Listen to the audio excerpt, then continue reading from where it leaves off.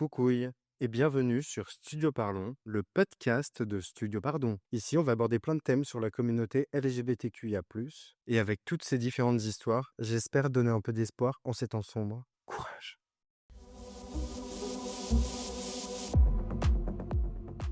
Coucouille et bienvenue à cette Pride 2025 parisienne. N'oubliez pas votre eau et de vous hydrater. LGBT, ça veut dire hydratez-vous. En route. Alors, comment tu t'appelles? Je m'appelle Andrea. Qu'est-ce que tu fais ici, Andrea? Je viens vendre la bière. Et alors, est-ce que ça marche? Ça marche un peu. Dis-nous alors, tu l'achètes combien la bière et tu la vends combien? Bah, je l'achète 1 euro, je la vends 2 euros. Tu en voulais un peu aussi? J'en peux plus, je transpire comme une morue, c'est horrible.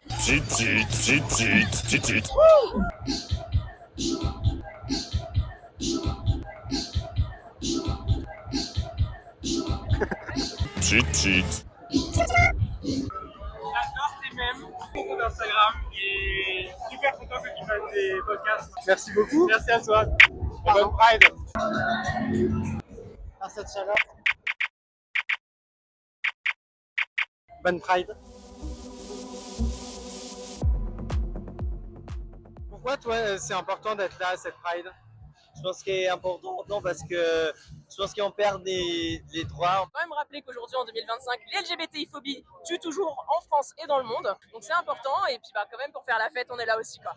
SOS homophobie, en fait vous êtes contre toutes les phobies, c'est ça? Malgré son nom, puisque c'est une asso qui a 31 ans cette année, on lutte maintenant contre les LGBTI-phobies. On a évolué effectivement pour inclure, donner plus de diversité à nos luttes, plus de représentation aussi, plus d'inclusivité. Pourquoi c'est important pour toi d'être à la Pride? Parce que je suis un chien et c'est le seul jour où je peux me montrer comme chien. C'est important parce que je pense qu'il n'est jamais trop tard pour découvrir son identité, son appartenance, sa communauté. C'est un moment de visibilité où on montre qu'on est là, qu'on existe. On a le droit de faire la fête aussi de temps en temps, surtout en ce moment où l'ambiance elle est un peu pesante, on va dire, ouais. Et c'est important, notamment dans le domaine professionnel, qu'on soit visible, qu'on ait un peu plus de tolérance, etc. Et je pense que c'est important. Et tu fais quoi comme métier? Je suis ingénieur. Et chez les ingénieurs, il y a beaucoup de LGBTQIA+. Oui. Est-ce qu'ils vont sauver le monde? On essaye. On fait notre mieux tous les jours pour sauver le monde, ouais. C'est ta combienième Pride? Peut-être la 30e. Du coup, tu as vu les choses changer en 30 Pride? C'est très festif, c'est très jeune, c'est très famille. Les gens en fait sont favorables, il me semble. Là maintenant, la Pride pour la plupart, c'est faire la fête et surtout être en lien avec les minorités. Je pense qu'on est tous ensemble, là un peu les porte-paroles pour l'acceptation de tout un chacun. C'est ma deuxième Pride donc je viens voir un peu T'as quel âge? 16 ans. Ah mais j'adore! Dans le spectre LGBTQIA+, toi tu te définis comment? Lesbienne. Bravo les lesbiennes! C'est ça, j'ai fait une pancarte avec. Trop bien, bah, tu peux nous la montrer? Bravo les lesbiennes! Where are you from? Denmark. When is it in Copenhagen? Oh, it's just been, I think it's May. So see you next year? Yeah, we'll definitely will. Yay. Yeah, have a good day! Bye!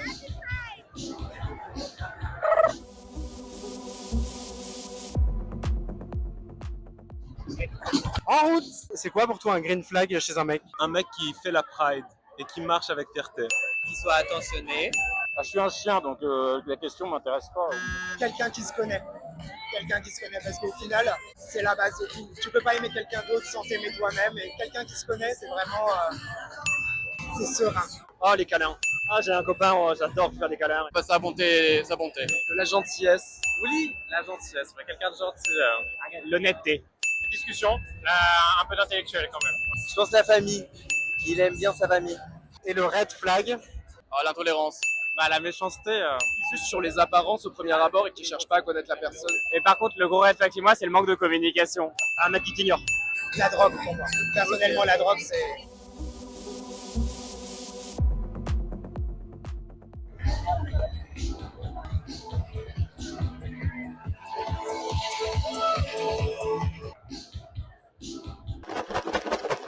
Est-ce que tu peux te présenter? Moi, c'est Bedouin of Arabia et aujourd'hui, je marche avec Wasla et Maoujoudine, deux assos queer arabes sous nos collectifs respectifs avec Fatih Confetti et Disco Dabke. Donc ça va être de la pop, de l'ara pop, de l'hyper pop, les années 2000, 2010. Donc il faut rester derrière ton char, c'est ça? Ah bah c'est clair, oui.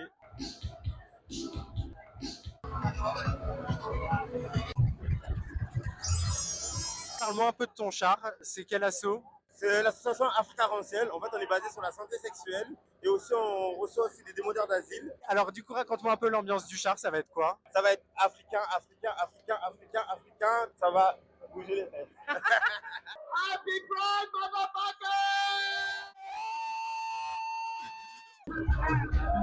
Alors nous, on a un choix depuis plusieurs années qui est de ne pas avoir de char, pour plusieurs raisons. Déjà des raisons de nombre de bénévoles, parce que ça demande beaucoup plus de bénévoles, des raisons de budget et des raisons écologiques. Ce qui ne veut pas dire que notre cortège n'est pas festif. On est accompagné donc par une magnifique batucada qui nous accompagne tous les ans, donc Yolande do Brasil, voilà, qui nous accompagne tous les ans depuis, mais c'est la 3e année maintenant. Donc vraiment une super ambiance, tout en restant bien entendu un cortège qui est militant.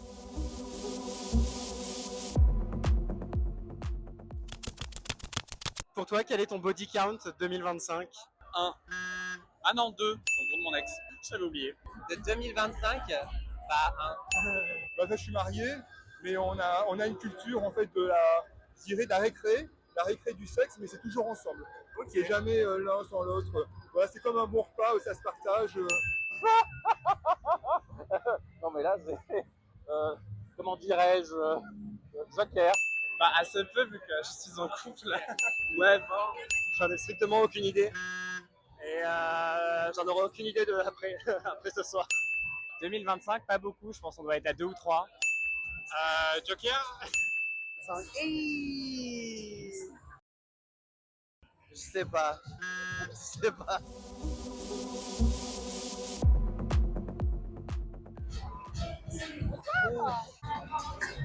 Qui a fait ta tenue? C'est moi-même.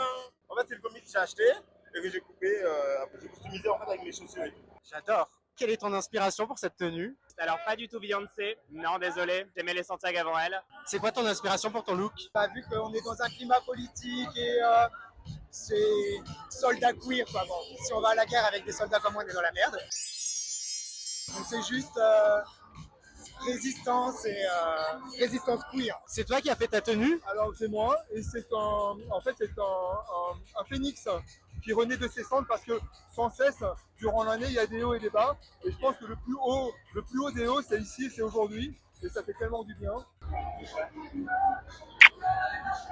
J'adore ton look. Quand t'es parti de chez toi pour la Pride, c'était quoi l'accessoire indispensable? Le smartphone. Beaucoup de bienveillance parce que je fais la Pride depuis que j'ai 12 ans et demi, 13 ans. C'est le seul endroit où tu as des queers que tu ne connais pas, qui sortent un petit peu de tous les endroits différents. Tu rencontres ta communauté, aussi variée qu'elle soit. Sois bienveillant avec eux, il faut que le rendre d'une certaine façon. Vraiment phrase de Blanche qui écoutait leur suite avec une Samuel Club. Mon t-shirt Protect the Dolls parce qu'en fait c'est pour protéger les femmes trans, mais aussi les hommes trans et toutes les personnes trans, parce que j'ai l'impression qu'aujourd'hui c'est un peu les nouveaux gays dans la chasse sorcière. Il y a des groupes LGB sans le T, ce qui est une abomination. Je rappelle quand même que la première Pride c'était par des femmes trans racisées, donc il n'y a pas de lutte sans les trans.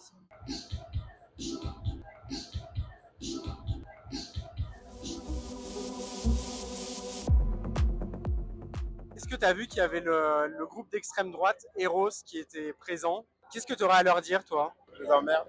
On est d'accord. On est d'accord. Alors c'est comme pour Némésis à la marche féministe, ils seront tout au fond, 20 mètres derrière, avec 50 flics pour 20 participants, donc on devrait et les repérer et les plaindre parce qu'ils font pitié. Parce que vous avez vu là qu'il y a le collectif d'extrême droite Eros. Qu'est-ce qu'ils foutent là? L'extrême droite va à l'encontre de ce pourquoi on lutte, donc ça c'est très clair pour nous. Et d'ailleurs que ce soit nos luttes, donc les luttes pour les personnes LGBTI+, mais également les luttes pour les droits des femmes par exemple, pour les droits des personnes racisées, tout ça, il y a une intersectionnalité, et en fait l'extrême droite ne se positionne sur aucun de ces mouvements-là, ou alors se positionne mais à l'encontre des droits de ces personnes-là. C'est l'homonationalisme.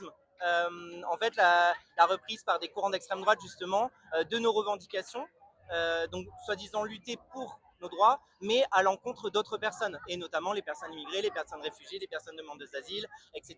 Et ça, c'est pareil, c'est non en fait. L'homonationalisme n'a pas sa place dans nos revendications, n'a pas sa place dans nos mouvements, et on le laisse à l'extrême droite, mais l'extrême droite n'a pas sa place. Je vais prendre ton Instagram. Je vais juste prendre ton Insta. Du coup, tu peux me donner ton Insta. Je vais juste prendre vos Insta. T'as Insta? Ouais. Attends, je vais prendre ton hâte. Je peux juste prendre ton Insta? Ouais. T'as Instagram? Est-ce que tu peux me donner ton Insta? Oui.